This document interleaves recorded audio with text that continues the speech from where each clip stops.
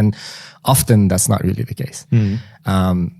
At GitHub, for example, I've built services that handle millions of requests per second that are just simply running on a 5 or 6 containers in a very tiny Kubernetes cluster somewhere. That's not what I would expect, right? At all. Precisely. So there's a lot you can do with very little. And you can even run entire services on very basic VMs and scale some stuff around it. And the way we approach problems of scale, we never design or over-engineer. So when I design certain things, and I recently did a lot of that, we were rewriting some parts of Actions, GitHub Actions. That's what I work on. So we're going to talk more about that in engineering blog posts and whatnot. This is, like, in my opinion, a case study for decades to come, because this doesn't often happen. That's awesome. Yeah. So when we were designing this, we were designing for scale, but we know already we have established scale. So we know that we've hit the limit of what the previous architecture could do. And now is the point where we need to squeeze more out of a different tech stack to get to that next level. And we know that we're going to get to that next level because we see the demand, we see how it's growing, we see the curve, we see where it's going to be in 5 years from now, right?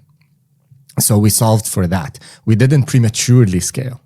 We just went all the way till the end with the existing architecture. Okay. And that's when we made the decision to rewrite some components and redesign certain aspects of it and make trade-offs based on data we had and based on projections that we're going to attain or get to.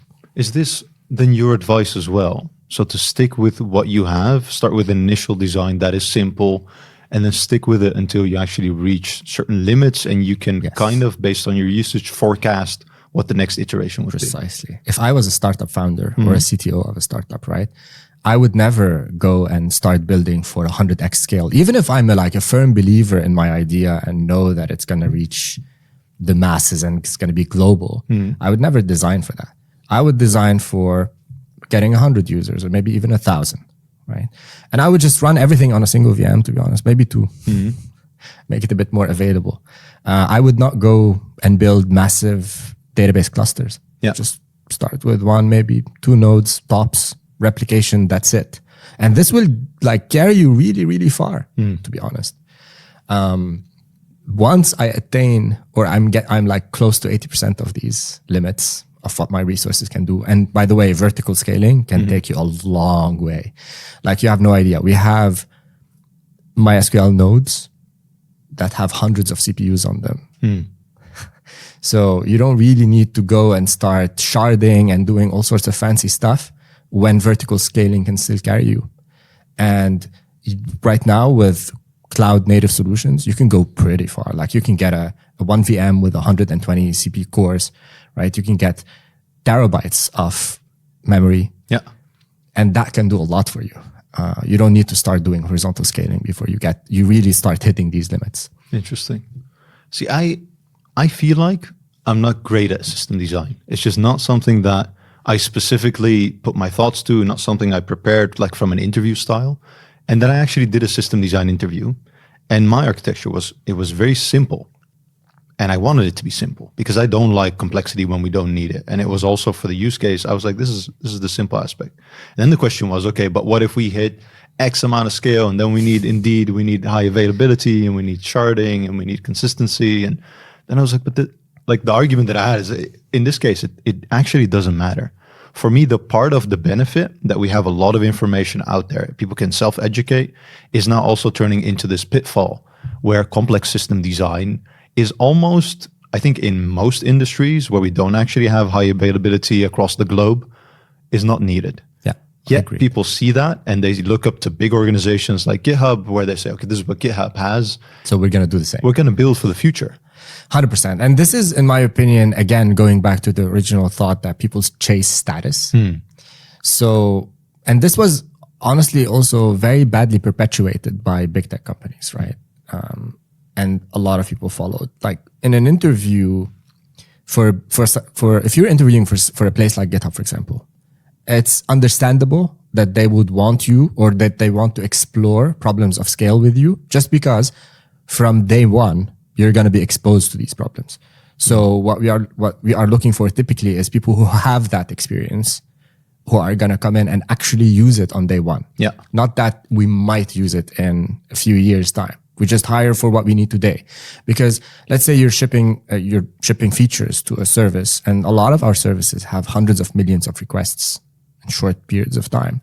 So you cannot really do a lot of you need to think about a lot of things, right? You need to think about caching from day zero. You need to think about your queries from there. You need to think about your data access patterns. You need to think about non-relational databases and non-relational solutions for whatever you're building. You need to think about how you're going to gradually deploy this. You need to think about feature flags, how they're going to play in this game. You're going to think about authorization, authentication, all of the security problems that might happen. When you have introduced a security problem at a place like GitHub, it's going to be on the news in a week or less, right? So you cannot make these mistakes. It's very tricky. So we look for experience in these domains so that there's room to learn, but they need to deliver from very early on, right? For smaller companies, they interview for the same, but they don't need it. And that's where the problem stems. If I was in a startup and I'm doing system design, I would want to hear from a person who has exactly what we need for today. If we get to 100 million tomorrow, sure, we'll start hiring for tomorrow when we get to it, to be honest. And with the churn rate in our industry being 2 or 3 years, like people don't stay in the same job for more than that, why would you hire for the next 10 years a person? I feel like people really underestimate like how much they should, or overestimate how much they should design for the future. Like I'm in a consultancy right now. I go from assignment to assignment, and some assignments that I've been in, I'm like, the system is way too complex for what we had. We used to have 30 engineers. Now we have 8. And the system we architected was maintained by 30 people. And now we have a problem because we only have 8, because budget is running out. We're behind on KPIs because likely we worked on a big rocket ship while we actually needed a car. We needed to drive and actually make meters. And I talk about this stuff in my system design course, because in consulting, and when you sell a solution to a company, the company wants to pay for that solution once. They don't understand that software is evolved. It's not built, right? And the term here is evolving it. So software needs to continuously be evolved, and it needs to continuously fight entropy in the sense that you continuously need to maintain it. There is a fixed or running cost for maintenance of software that you don't necessarily find in other industries. When you buy a car, there is a cost for maintaining it, but it's not very regular or as regular as software, right? In our industry, the maintenance cost is pretty high. So companies want to pay once for a solution, and they want it to scale to the next 10x, 100x. And that's not very realistic in our industry at all.